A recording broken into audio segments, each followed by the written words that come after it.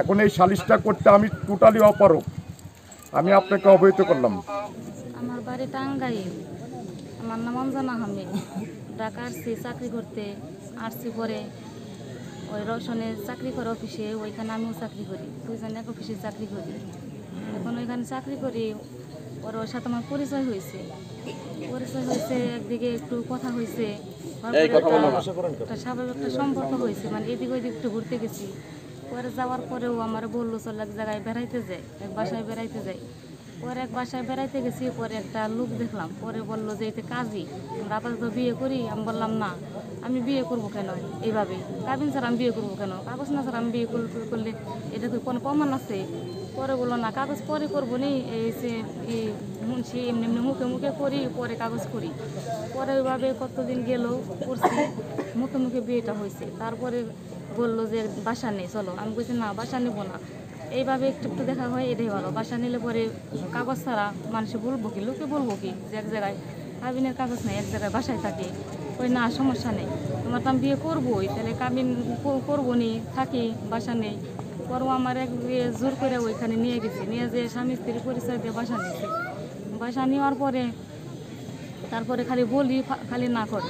পরে আমি মাসে মাসে বেতন পাই। আমার আব্বা অসুস্থ, ঘরে পড়া চলতে পারে না, আমার মা অসুস্থ, আমি তাদের টাকা দেই নাই। আমি ওরে ও আমার অনেক ভালোবাসে, আমি ওর অনেক ভালোবাসি। রসনে আমার অনেক ভালোবাসে, আমি ওর অনেক ভালোবাসি। আমি এমন অন্ধবিশ্বাস, আমার সমস্ত টাকা আমি ওরে দিছি, আমার যত টাকা পয়সা আমি ওরে দিছি। আমি নিজে না খেয়ে ওরে খাওয়াইছি, ওরে আমি ওর জন্য আমি অনেক কিছু করছি। খালি বলছি যে আমাকে বিয়ে করো, আমার কাগজ বের করো, খালি বলে আজকে না কালকে, আজকে না কালকে, এইভাবে 1 বছর 1.5 বছর হয়ে গেছে। তারপরে ঈদের আগে আসলো, তখন আমার অ্যাকাউন্টে টাকা ছিল 40,000, পরে ওই টাকা আমি দিয়ে দিছি। আমি ওই এত টাকা নেই, তুমি কাবিন করো না, আমি বিল্ডিং করতেছি, বিল্ডিং কইরা নেই, তারপর আমি বিল্ডিং করার পরে তোমার বাড়িতে নেই কাবিন করি। পরে বিল্ডিং করছে পরে ঈদের আগেও বলছি যে তুমি ঈদের মধ্যে যাবা গা, তাহলে তুমি কাবিন করো না কে, কিন্তু এখন পেলাম 40,000 টাকা দেও, বিল্ডিংটা পড়াই শেষ হয়েছে, তো এই সাথে ঈদের পরে তোমার বিয়ে করবো। পরে আইসা পড়ছে, আসছে পরে এখন আমি ওর খবর পাই রে, ফোন বন্ধ, খালি ফোন বন্ধ। পরে বলছি যে তাহলে ফোন বন্ধ, তাহলে হয়তো আসবো, অফিস আসবো, হয়তো কোনো সমস্যা আছে, এর জন্য ফোন বন্ধ। অফিস তো খুলবো, ঈদের পরে তো খুলবোই।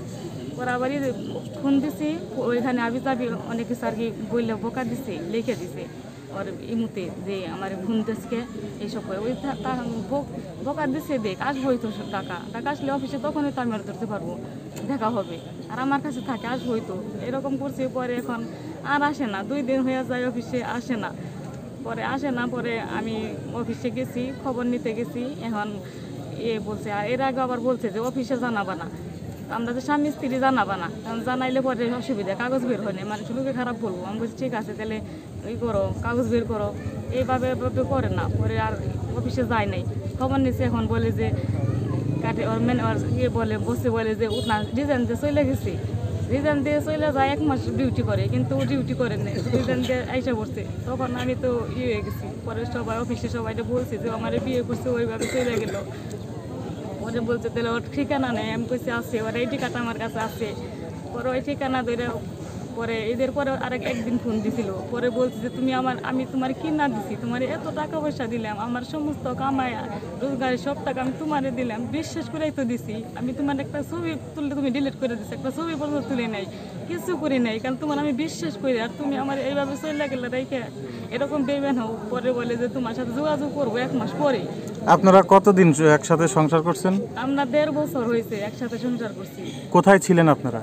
আমরা ওই পুরানি ভিজিটে ভাদাইল, ওইখানে আব্দুল হাইয়ের বাসায়, ওই বাসায় থাকছি। কোন এরিয়ার ভিতরে এটা, কোন এলাকা? এই ভিজিটে ভাদাইল গ্রামের নাম। কোন জেলা? আশুলিয়া থানা। এ পর্যন্ত মোট কত টাকা আপনি দিছেন ওকে? পরে আমি এইভাবে আমার 4-5 লক্ষ টাকা গেছে ওর পিছনে। ও খালি বলছে আমি বিল্ডিং করতেছি তোমার জন্যই তো, তোমার এই তো বাড়িতে নিয়ে রাখবো, আমি বিল্ডিং করুম কার জন্য? আমি দিছি, আমি আমার বাবা মা 1 টাকা দেয় নাই। 5 লাখ টাকা দিলেন তাকে 1.5 বছরে?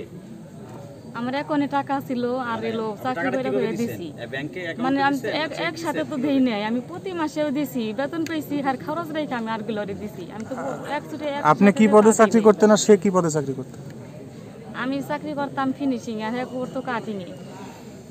আপনাদের বেতন কেমন? আমার বেতন ওভার টাইম দিয়ে হয়েছে 16,000, 15,000, 14,000 এরকম পাইছি। আরও হয়তো 25,000 পাইছি। আচ্ছা, আপনি একটা বিষয় ক্লিয়ার করেন, এই যে রাজবাড়িতে আসলেন এই ঠিকানাটা আপনাকে কে দিল? ওই ছেলে দিছিল? এই ঠিকানার আইডি কার্ড আমার কাছে, আমার সাথে থাকছে, ওই আইডি কার্ড আমার কাছে থাকবো না। তা আপনি কবে এই রাজবাড়ি আসলেন এবং এখানে আসার পরে কি হলো?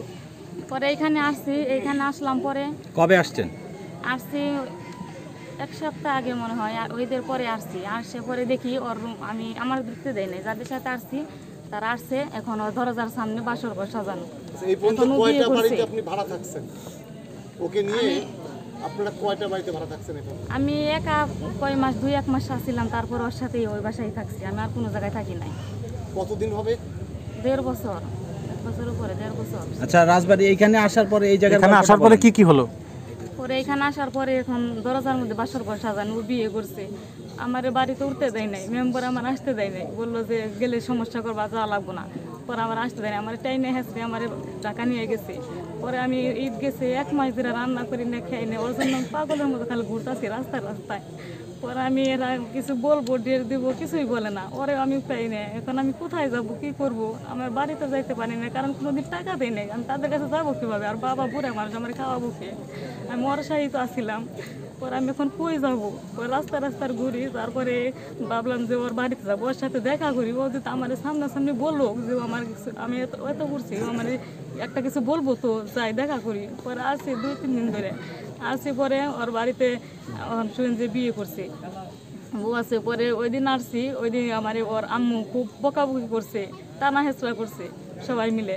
তারপরে আমি আসিলাম, পরে মেম্বার বলে গেছে ঠিক আছে, তোমার কালকে তোমার বিচার হবে, লোক আসতে কও, তুমি আজকে থাকো, থেকে তুমি এলো কালকে তাগো নিয়ে আসো। পরে আমার এর বড় ছেলের বউ তার ছেলের বাড়িতে নিয়ে গেছে।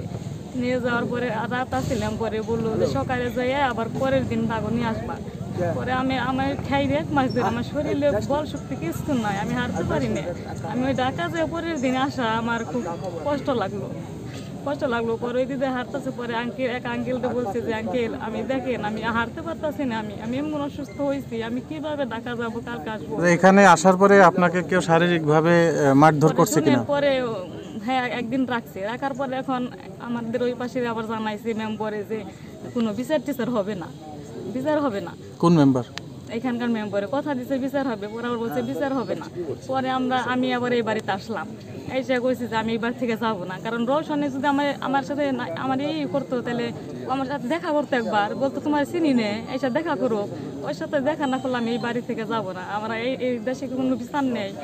পরে আমারে ওই রোশনের বাবা, রোশনের ভাই, রোশনের মা, রোশনের ভাই বউ, আর ওই রোশনের বাবা খালি হাত ধরে টাইনা নামাইছে, আর ওর ভাইও টাইনা নামাইছে, আর ওর মা আর ওর ভাই বউ আমার এই বাড়ি থেকে মারতে মারতে আমার সড়কে নিয়ে গেছে। চুলের হেঁচড়িয়ে সারা শরীর আমার ব্যথা, হাত দিয়ে মারছে, চুল ধরে টানছে, ব্যথা। পরে গ্রামে সবাই দেখে তারপর ওই আমারে খবর দিচ্ছে, পরে সবাই এসে আমার বাড়িতে উঠিয়ে দিছে, ওরা অনেক আমারে মারছে।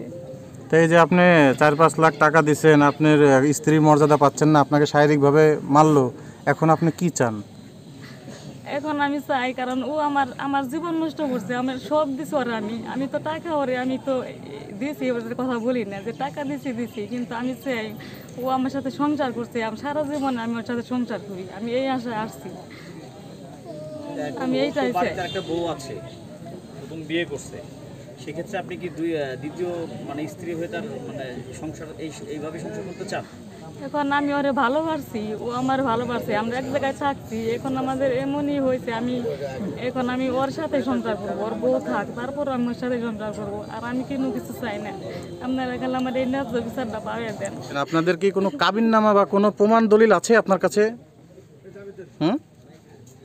1.5 বছরের মধ্যে গর্ভবতী হয়েছিলেন কিনা, তার কোনো রিপোর্ট আছে কিনা?